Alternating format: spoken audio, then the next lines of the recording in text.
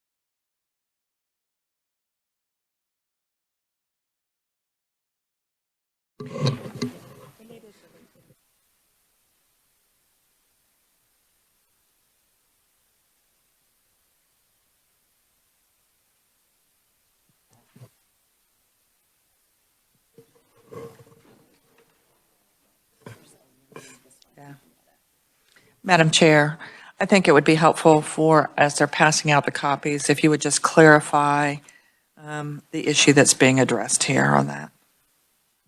Yeah, I can do that, but Nick, you can specify the differences between what was added by the Senate last time for military versus what we're removing. They are definitely separate entities or items. Yes, certainly. So the conference committee has already agreed to exempt those schools that are located on military installations from the requirements to determine their capacity and accept students under the open enrollment provision. So that remains within this conference committee report. This proposal is removing the provision that allows any student who is a family member of a member of the United States Armed Forces to transfer to any school district they choose in the state, regardless of capacity. So this would remove that provision, and as Chair Williams said, these students would be subject to the same lottery and capacity limitations as any other student in the state. And I would just add that Senator Erickson and I did meet with Andover, and we talked about it. They are one of our growing districts in the state, and with McConnell's so close by, this was something that we felt like we could do, and we understood, appreciated their comments on it, and it had been removed in the House. We just didn't discuss it in the conference committee. Madam Chair, when the House was discussing this, does this exemption hurt us in any way with the BRAC process? I would think it would not. These are not military schools that we're talking about, so I would not think it would. We could certainly ask council to maybe respond to that. I do not have a good answer to that question either.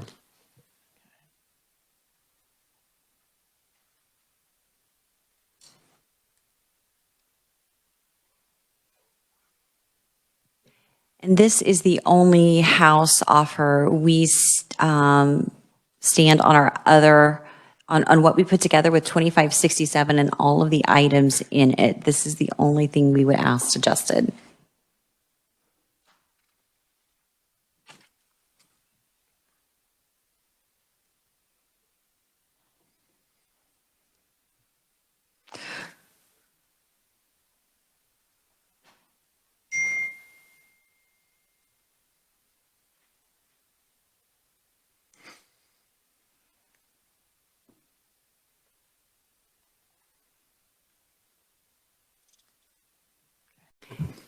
Senator. Yes, thank you, Madam Chair.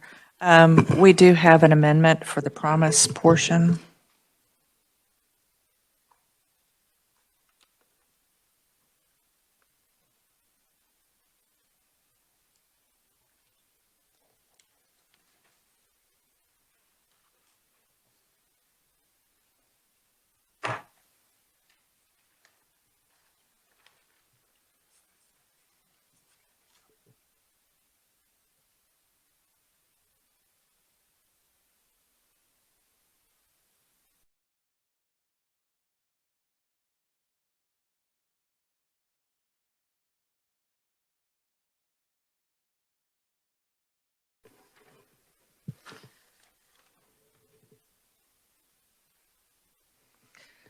So I will briefly discuss this. There was an email that was sent to all of the Promise participating colleges, the community colleges, the technical colleges, and the private not-for-profit that went out from the department, or from the Board of Regents. It went out from Scott Smathers. And part of what was indicated was if the Board of Regents were to remove what had been identified as promise-eligible programs, so be it certificate or degree, that the funding would no longer be available for those students. And yet it is the belief, if you look at what was in last year's Promise Act with that fifth category, the discussion was that if the colleges were to ever change that fifth category, they had to assure that students that had been enrolled in the original category or a subsequent category, that they needed to be able to complete that so that it needed to continue to be made available to those students as Promise scholars. So there was a bit of alarm and concern when the email went out from Mr. Smathers indicating that any programs that were removed by action of the Board of Regents, that funding would not follow with it because it was not stated at all in law. So what this does is it codifies that if the Board of Regents approve a promise-eligible program, be it certificate or degree, if at some point they're going to disapprove, and there are reasons to disapprove a program, we understand that. If we simply look at what we refer to as Senate Bill 155, the Career Tech Ed legislation, there were courses that were eligible for that funding, that then each year the Board of Regents would review that and would remove some of those courses. They would also add a few courses.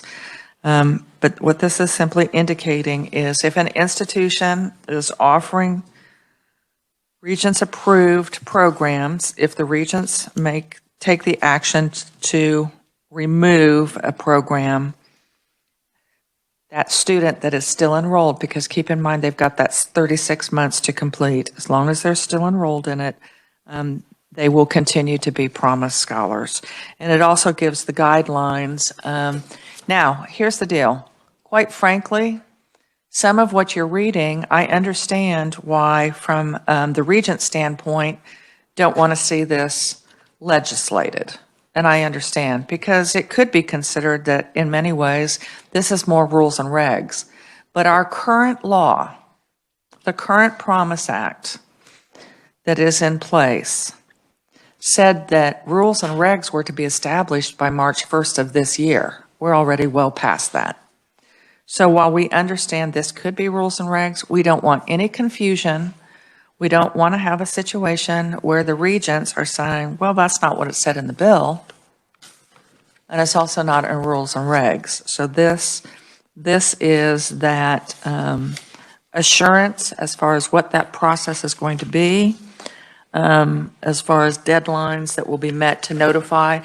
And this will allow community colleges, technical colleges, and our not-for-profit universities to be able to figure out within their calendar year at what point they need to notify students of upcoming changes.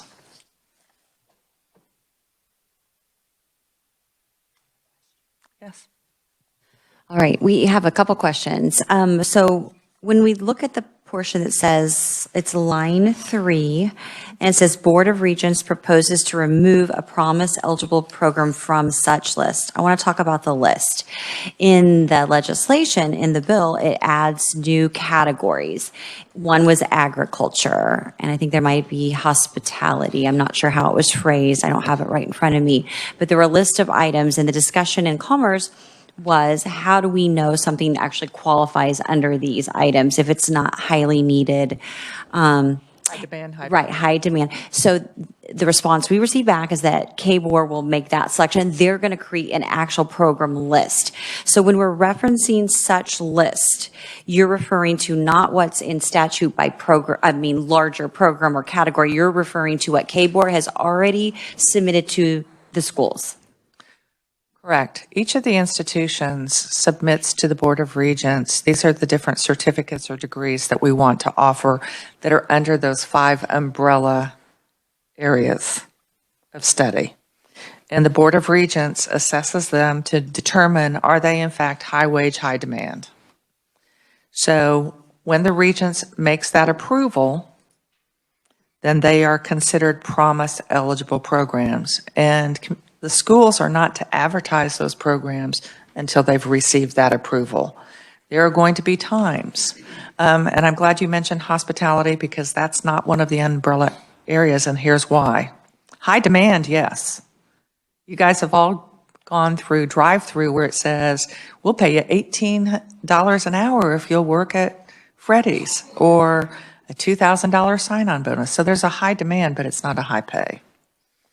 So if, as we move from year to year, there might be certain industries or certain needs that are no longer high demand or no longer high pay. And so this is always going to be a part of this ongoing annual review of the Board of Regents. We just want to make sure if a student had selected that and haven't finished, they will be able to finish because they were accepted for that program. All right, that helps. Representative Hoffman. Thank you, Madam Chair. So I understand what you're trying to do. I'm reading through this, and I guess maybe I need some clarification. I don't see anywhere in here where it talks about that the funding will continue to go for those students. This appears to me more of it gives the schools the ability to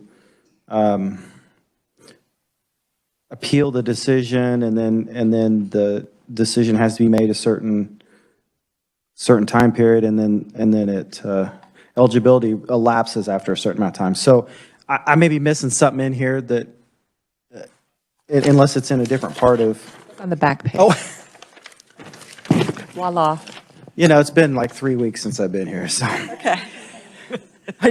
Okay, I'm sorry. We don't always print on both sides. Yeah, I thought I had looked at all. Okay, I will continue to read, and sorry about that. No, that's okay, because it does say any student who entered into a Kansas Promise Scholarship Agreement under the provision at such time was entered into shall be entitled to continue until they've finished that course of study. Yeah. No, I appreciate that you asked that. Other questions for Senator Baumgartner? Anything else in here? It's not separate. We're going to talk about that next because you have to.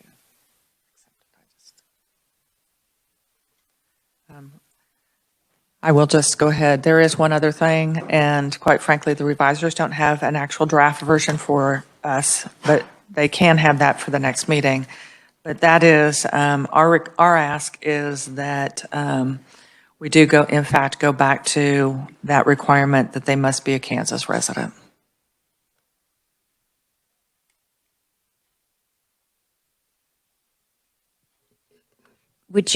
Any questions on that addition? No questions? Any other items you'd like to offer? Madam Chair, we would like to, well, that's all with regard to the promise. Did you want to talk about other issues not regarding promise? Give us just a couple minutes. I'm going to confer over here. Okay.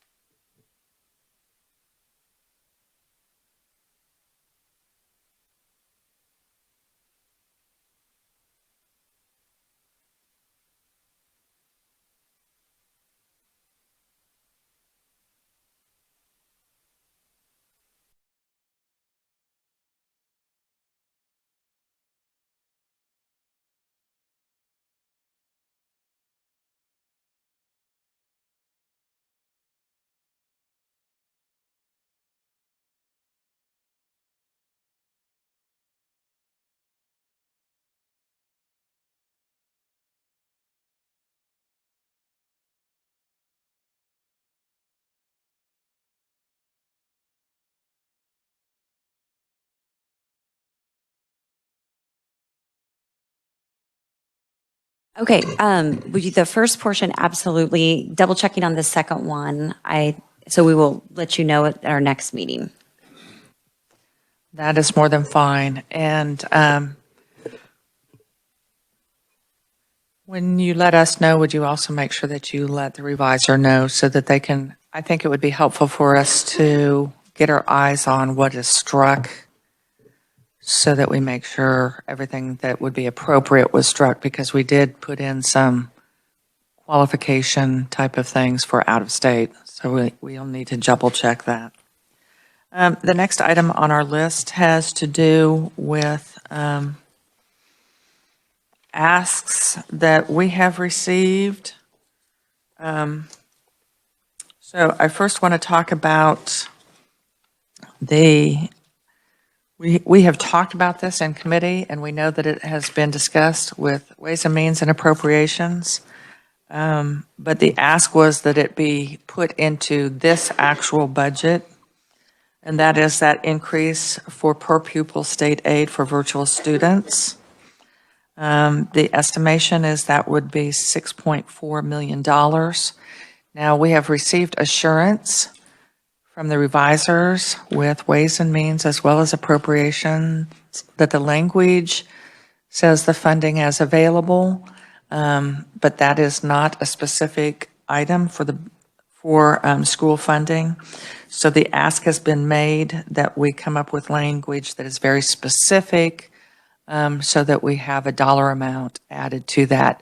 Though that, I will remind the members, that is not a portion of the funding formula. That's actually separate, but it is a part of school funding. So the ask has been made to actually indicate that amount for the $5,600, which we know that the other two committees have agreed to, but to make sure that it does appear specifically.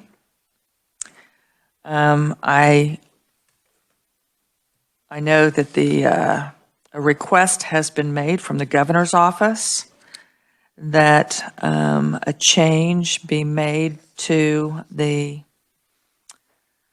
open borders or the school choice or the portability of funds, whatever it is that you want to call that, but that effective date be pushed back. The Senate did push it back 1 year for the start date of the school year 23-24. The governor's office is asking that that effective date be 24-25. So I am making that ask. I will say this, that on the one hand, I don't think that helps parents make decisions for their children. I also feel that, we have heard from school districts that they are struggling. In the context, they are already making cuts for this next school year.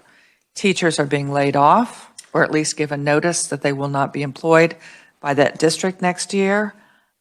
Just down I-70, we have the Lawrence School District has cut, I believe it's $4.6 million. And to be clear, we keep hearing from constituents that why isn't the legislature fully funding schools? We are. We are.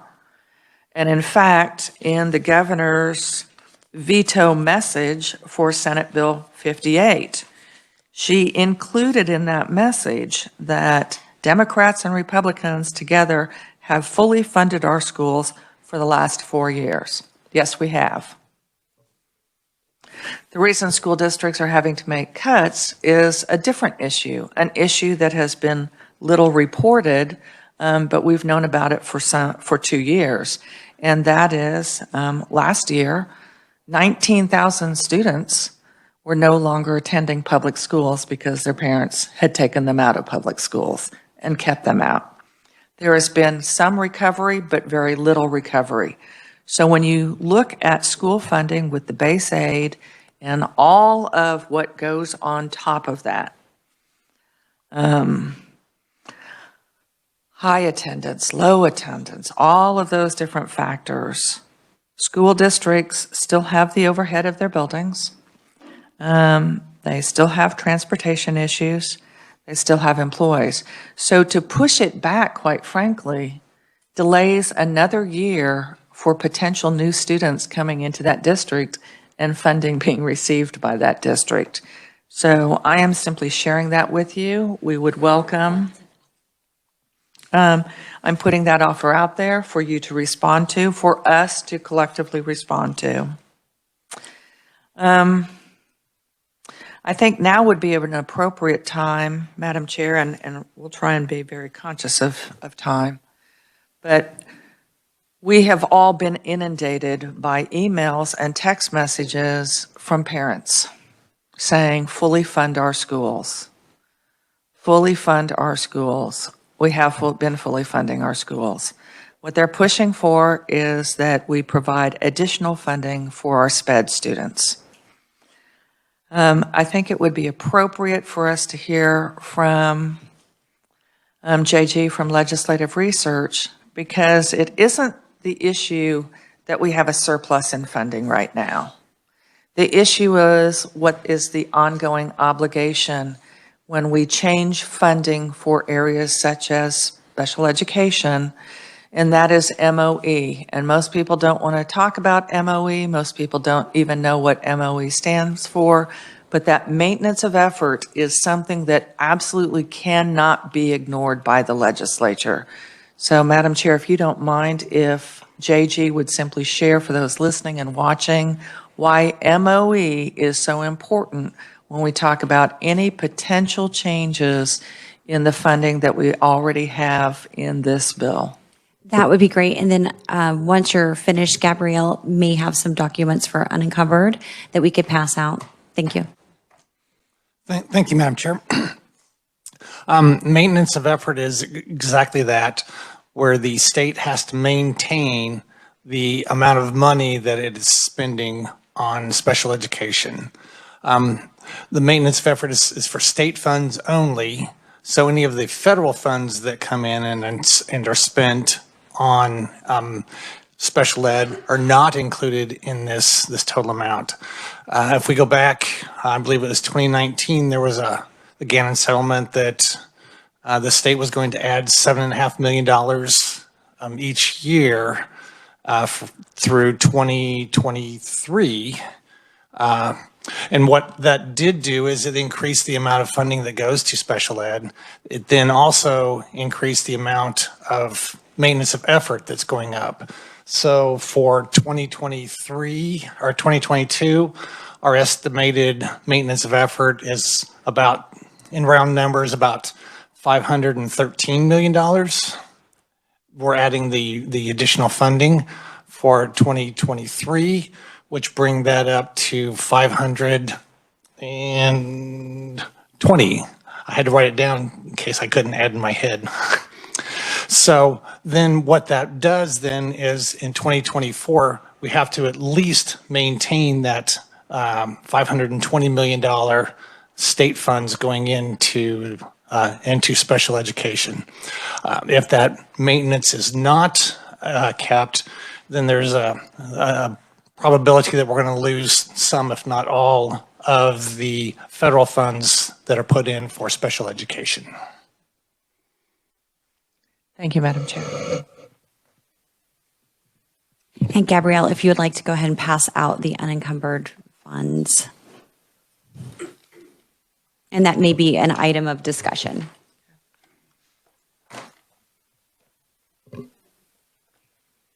Any other items from the Senate? Yes, I do want to make a mention. We talked about it prior to break, and that was the language with regard to JCERT. Now, just to bring folks up to date, the language that was put in for JCERT was different from the language that had been approved at the rail by the House Tax Committee. And there was considerable discussion. This came up over and over and over again when we met as a conference committee with regard to the JCERT language. The concern was that language that was approved at the rail had no hearing. It did not have a hearing. It did have a vote at the rail. There were concerns expressed by attendees, community colleges and technical colleges, with regard to, newspaper reporter. You'll have to wait. There was concern expressed about that language, and so individuals worked representing the community colleges and the technical colleges, worked to come up with language that it was our understanding was agreed upon as well by K-State University. Over the interim, it appears that K-State and the University of Kansas did not agree upon that language. Yesterday morning, the JCERT committee met. It's my understanding that they reviewed language that had been drafted by the University of Kansas attorney, that had been agreed upon by the two institutions. It was read, I believe, with our ranking minority, who serves as a member of that committee. It was read to them by her. There were some suggestions for language changes. Now, I just learned that there were suggestions for language changes by an email message that I received from the president of K-State this noon. At this point, we do not have any language in the legislature that has had a hearing.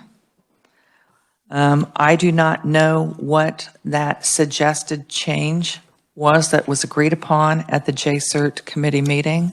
I appreciate that JCERT had the committee meeting, but we are without any copy of that. No draft version was provided for the chair of this committee, Representative Williams. No copy was provided by the chair of the Senate Education Committee, myself. It is troubling to me that we have two anchor universities. They are the anchors of higher education in this state, that they would want to have codified into law language that has never seen the light of day in a public meeting, never in a House meeting, never in a Senate committee meeting, not been brought to this committee, not provided to either chair, and there is this ask. That is not how we in veto session do our work. Madam Chair, I understand there's a desire to have this taken care of, but I will tell you this. The institution that is that of K-State, that is in Johnson County, that is the service area of Johnson County Community College. The president of the community college did not receive a copy of that draft from the University of Kansas, from K-State University, from the JCERT committee, did not receive it from anyone for review. They received a copy that I got through a chain of emails. And I have to tell you that typically, originally I said, no, we're not going to do anything on JCERT when we started our conference committee process. But then I thought, well, we should be working for the future of higher education. So we worked on language that we believed had been agreed upon. But when I receive through an email chain,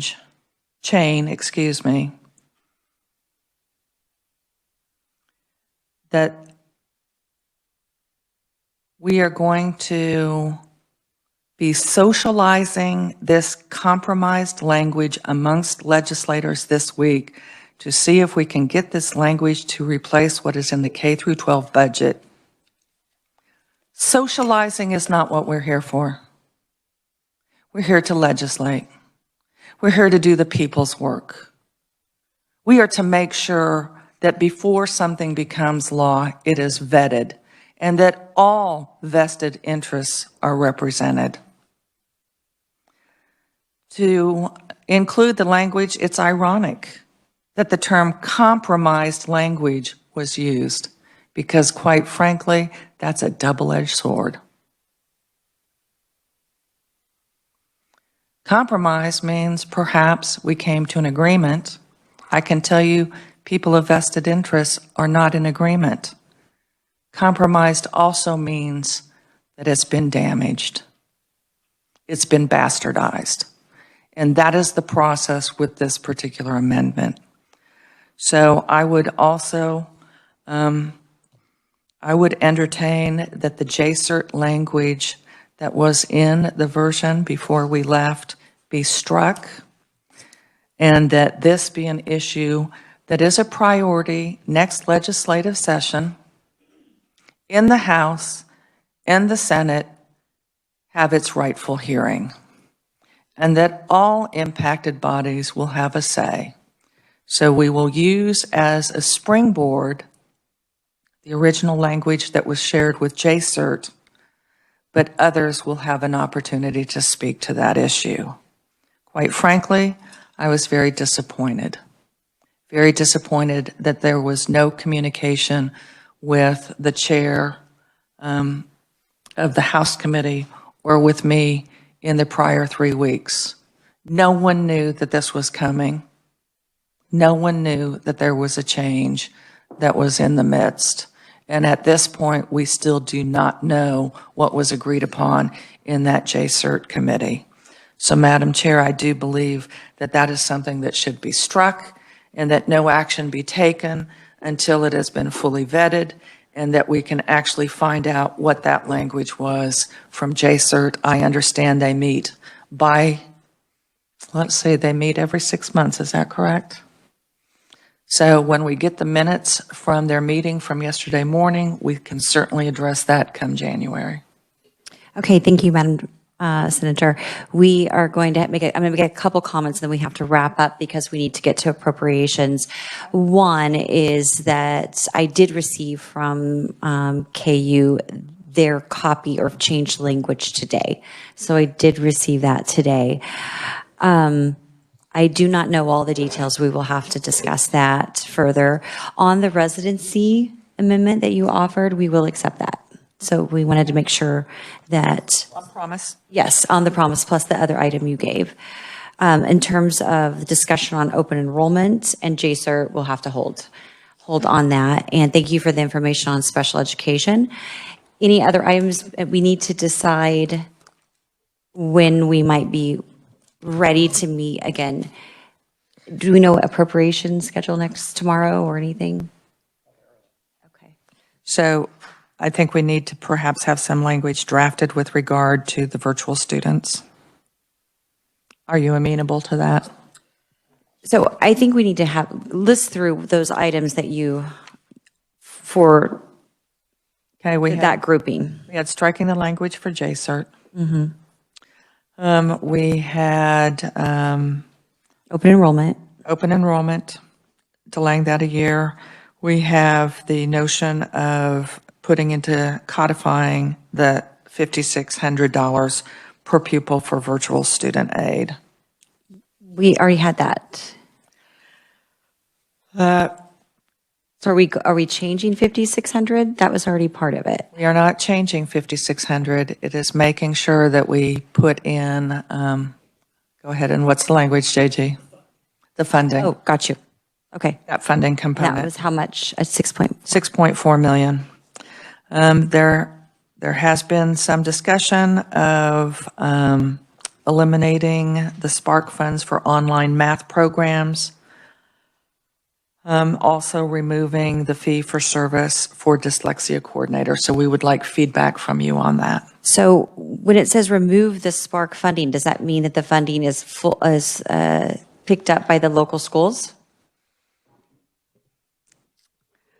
I believe it is that would come out of the general funds for dyslexia coordinator, Not dyslexia, for the math program. the math program. No, the request was that it shift from the math programs to school safety.